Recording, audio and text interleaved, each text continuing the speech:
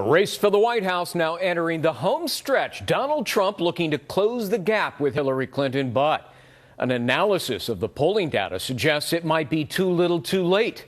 Can Donald Trump defy the odds? We'll have a debate on that. And then this wild card in the election. Word that Gary Johnson is on track to get the most votes of any third-party candidate in decades. Could he be the spoiler who shapes the outcome of the race? Plus, President Obama reacting to an apparent snub overseas. What he's saying about the dispute in China that almost had officials coming to blows. All ahead in the next hour. Hello, I'm Greg Jarrett in for Shepard Smith. As Americans celebrate Labor Day, there is no holiday downtime for Hillary Clinton or Donald Trump today. Labor Day, the unofficial kickoff to the campaign's final phase, and today both candidates making campaign stops in the crucial swing state of Ohio. As her campaign had promised, Labor Day marks the first time that Hillary Clinton allowed journalists on board her plane, her team debuting a new, bigger jet to mark the occasion. Critics, of course, have called out Clinton for lack of access to reporters, but today she surprised them in the back of the plane, telling them she's ready to begin the, quote, mad dash to close out the campaign. I am so happy to have all of you with me.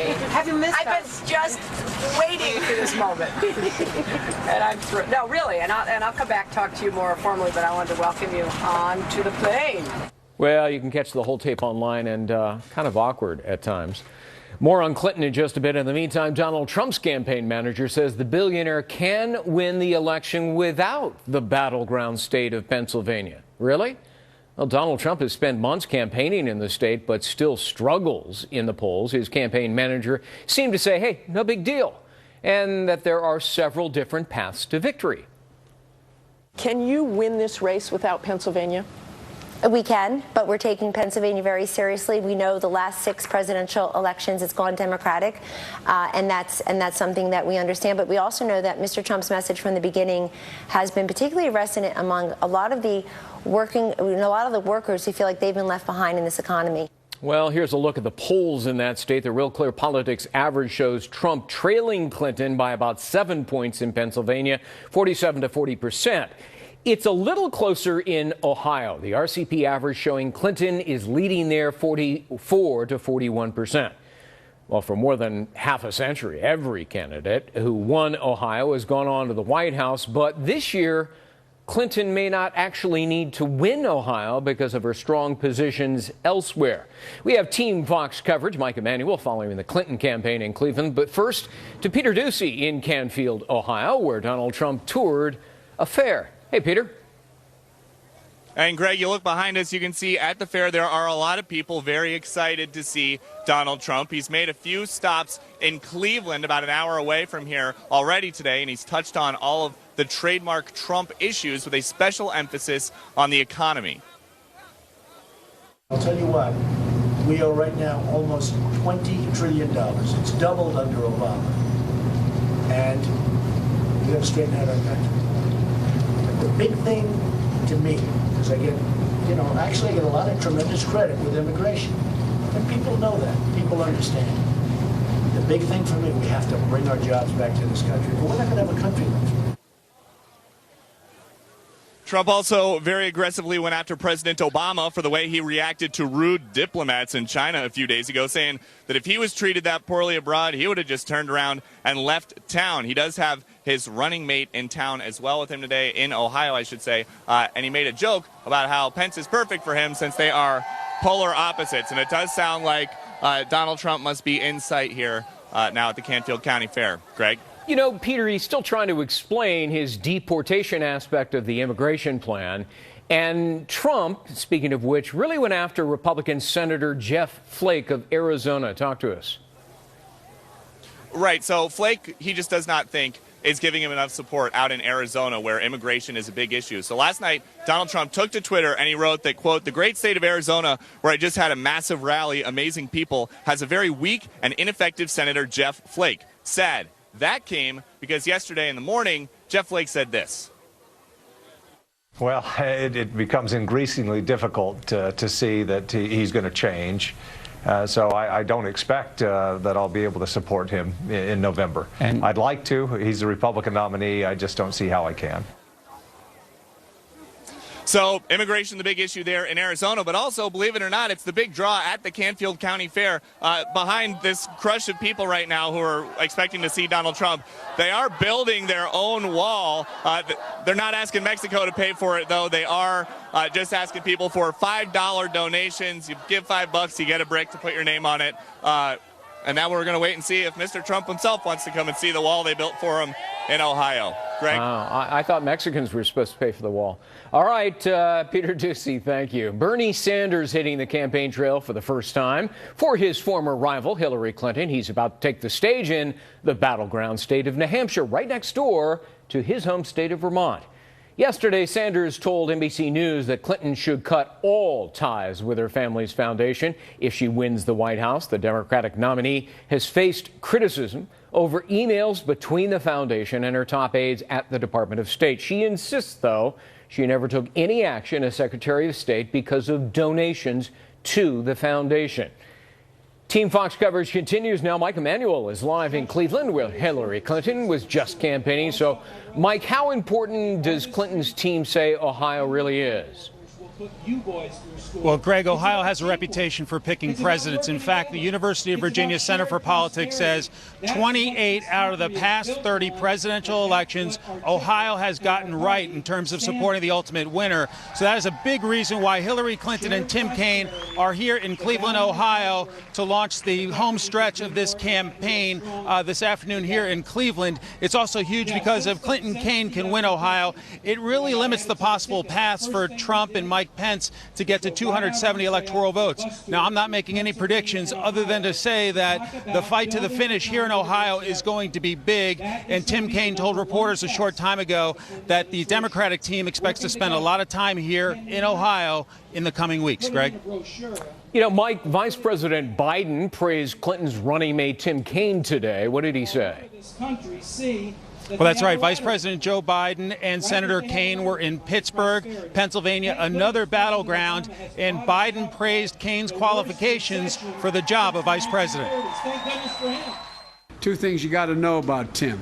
One is he has more experience in every branch of government than anybody's ever stepped into this job as vice president. And two, Hillary is going to really need him, not because she's not the smartest person to seek that office, she is, but because the plate is so full.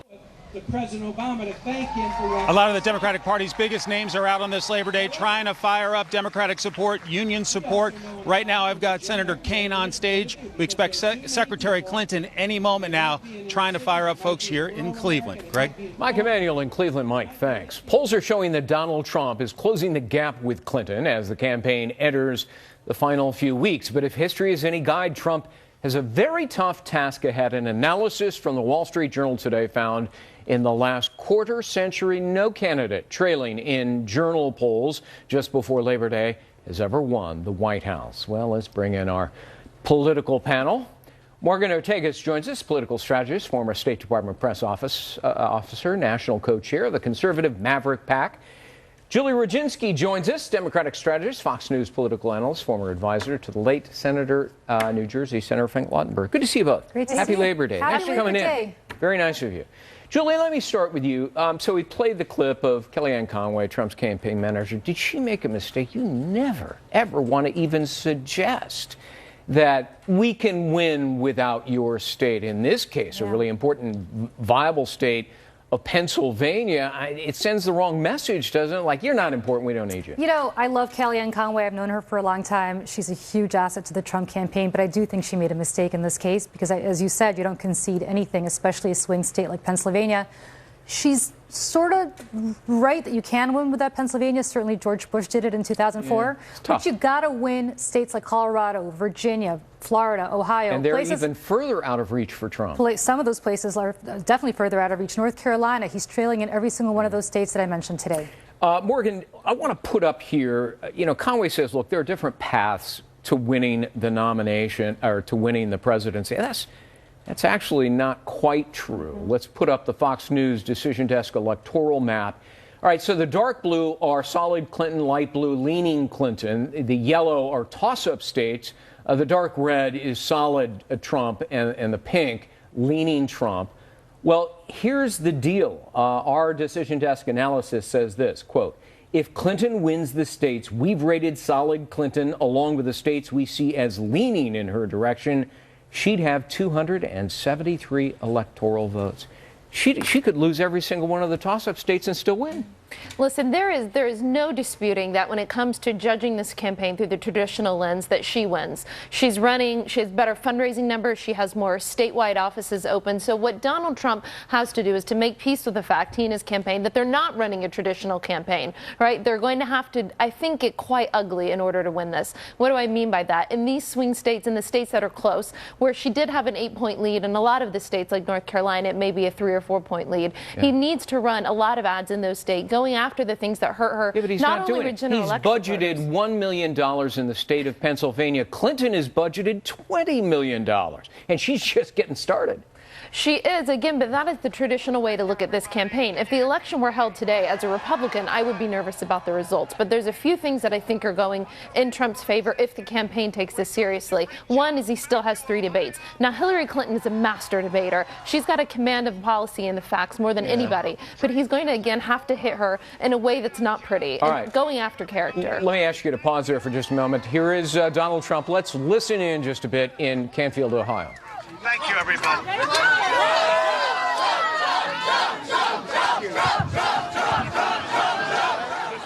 All right. He was talking about bringing jobs back to Ohio, which obviously is a very important issue. Julie, when you look at the Fox News polls that came out a few days ago, that's the #1 issue, the economy. And by the way, immigration to the very bottom, just 4%.